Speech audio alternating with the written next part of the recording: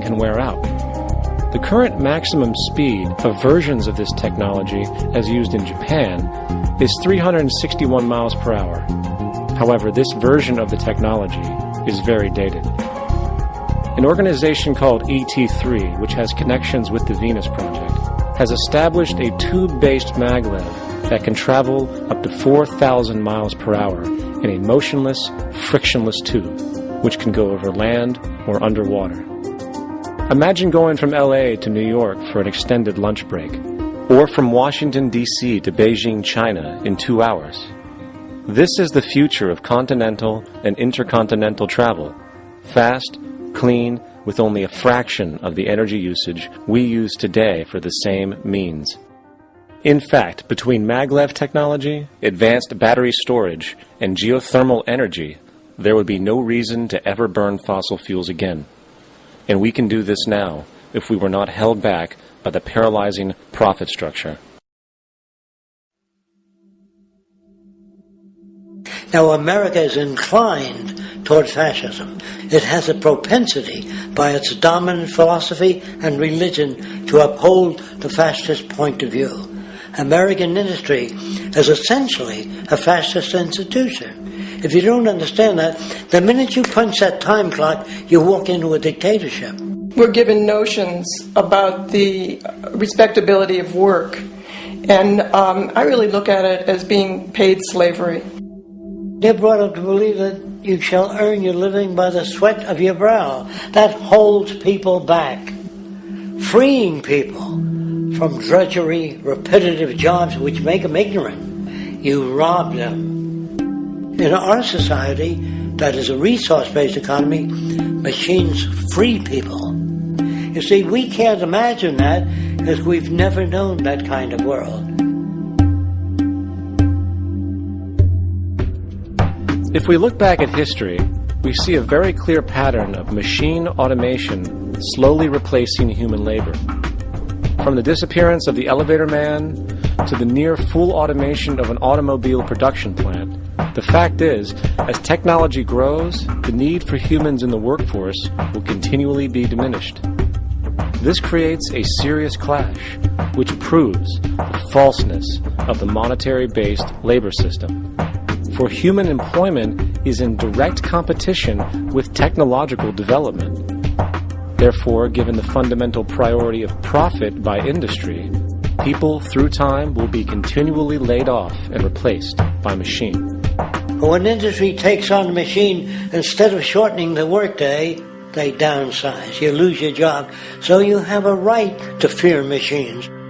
In a high-technology, resource-based economy, it is conservative to say that about 90% of all current occupations could be phased out by machines, freeing humans to live their life without servitude, for this is the point of technology itself. And through time, with nanotechnology and other highly advanced forms of science, it is not far-fetched to see how even complex medical procedures could be performed by machines as well, and based on the pattern, with much higher success rates than humans get today. The path is clear, but our monetary-based structure, which requires labor for income, blocks this progress. For humans need jobs in order to survive. The bottom line is that this system must go, or we will never be free, and technology will be constantly paralyzed. When you have machines that clean out sewers, it frees a human being from doing that. So look at machines as extensions of human performance.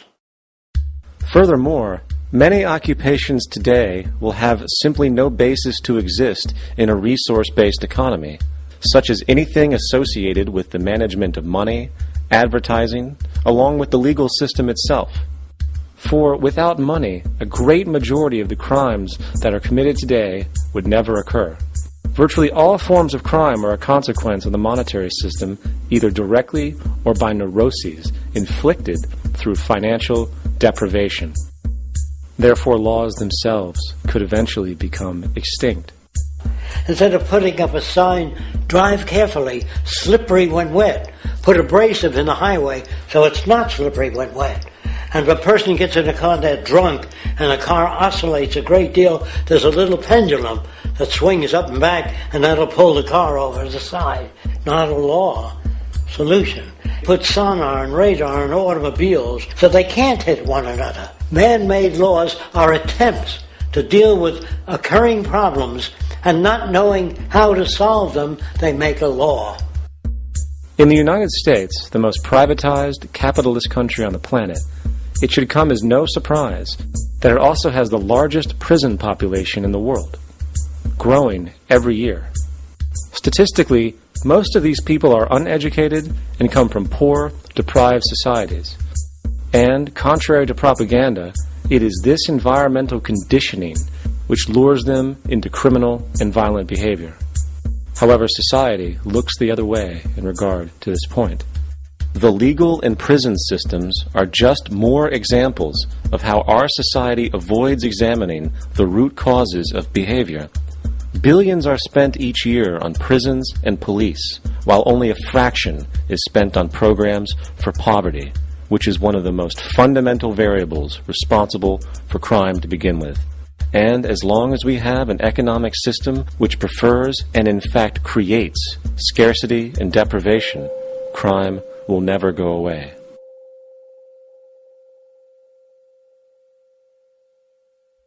If people have access to the necessities of life without servitude, debt, barter, trade, they behave very differently. You want all these things available without a price tag. Now then, you've got to have a price tag. Well, what'll motivate people? Man gets everything he wants, he just lay around in the sun. This is the myth they perpetuate. People in our culture are trained to believe that the monetary system produces incentive. If they have access to things, why should they want to do anything? They will lose their incentive. That's what you're taught to support the monetary system. When you take money out of the scenario, there would be different incentives, very different incentives. When people have access to the necessities of life, their incentives change. What about the moon and the stars? New incentives arise. If you make a painting that you enjoy, you will enjoy giving it to other people, not selling it.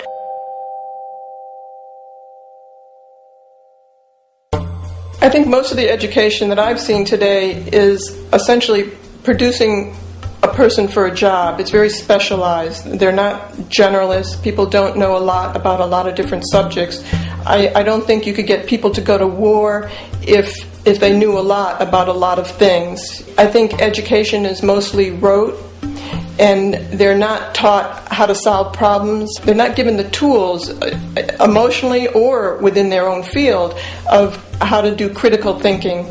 A resource-based economy, the education would be very different. Our society's major concern is mental development and to motivate each person to their highest potential.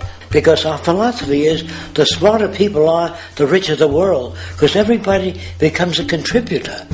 The smarter your kids are, the better my life will be, because they'll be contributing more constructively to the environment and to my life, because everything that we devise within a resource-based economy would be applied to society. There would be nothing to hold it back. Patriotism, weapons, armies, navies, all that is a sign that we're not civilized yet. Kids will ask their parents, didn't you see the necessity of the machines? Dad, couldn't you see that war was inevitable when you produce scarcity? Isn't it obvious? Of course the kid will understand that you were pinheads, raised merely to serve the established institutions. We're such an abominable, sick society that we won't make the history book. They just say that large nations took land from smaller nations, used force and violence. You'll get history talked about as corrupt behavior all the way along until the beginning of the civilized world. That's when all the nations work together. World unification, working toward common good for all human beings, and without anyone being subservient to anyone else. without social stratification, whether it be technical elitism or any other kind of elitism, eradicated from the face of the earth. The state does nothing because there is no state.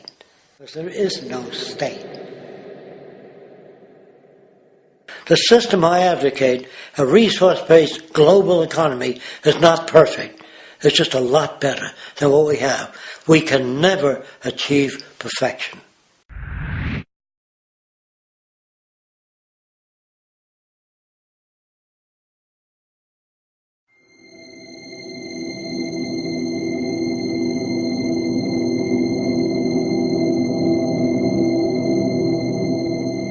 The social values of our society, which has manifested in perpetual warfare, corruption, oppressive laws, social stratification, irrelevant superstitions, environmental destruction, and a despotic, socially indifferent, profit-oriented ruling class, is fundamentally the result of a collective ignorance of two of the most basic insights humans can have about reality: the emergent and symbiotic aspects of natural law.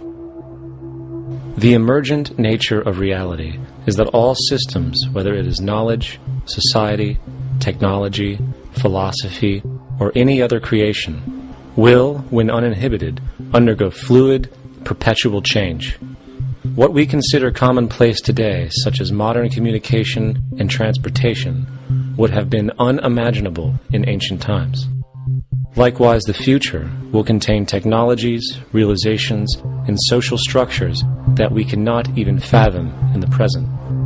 We have gone from alchemy to chemistry, from a geocentric universe to a heliocentric, from believing that demons were the cause of illness to modern medicine. This development shows no sign of ending, and it is this awareness that aligns us and leads us on a continuous path to growth and progress. Static, empirical knowledge does not exist. Rather, it is the insight of the emergence of all systems we must recognize. This means we must be open to new information at all times, even if it threatens our current belief system and hence identities. Sadly, society today has failed to recognize this, and the established institutions continue to paralyze growth by preserving outdated social structures. Simultaneously, the population suffers from a fear of change, for their conditioning assumes a static identity, and challenging one's belief system usually results in insult and apprehension, for being wrong is erroneously associated with failure, when, in fact, to be proven wrong should be celebrated, for it is elevating someone to a new level of understanding, furthering awareness. The fact is, there is no such thing as a smart human being, for it is merely a matter of time before their ideas are updated, changed, or eradicated.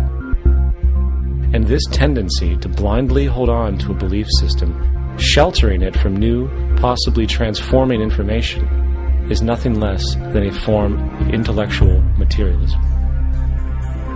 The monetary system perpetuates this materialism not only by its self-preserving structures, but also through the countless number of people who have been conditioned into blindly and thoughtlessly upholding these structures